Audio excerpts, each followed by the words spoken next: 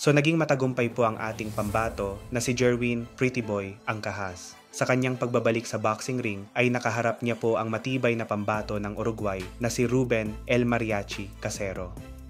Sa laban nga pong ito ay buong puso na lumaban si Casero dahil hindi man lang siya bumigay sa mga solidong suntok na pinatama ni Angkahas.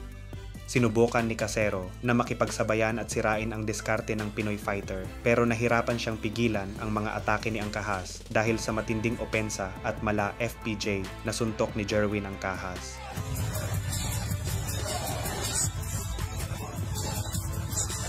At pagkatapos ng laban, isang judge ang umescore ng tabla habang ang dalawang hurado naman ay walang binigay na rounds kay Casero kaya't sa huli ay nakuha ni Angkahas ang panalo via majority decision.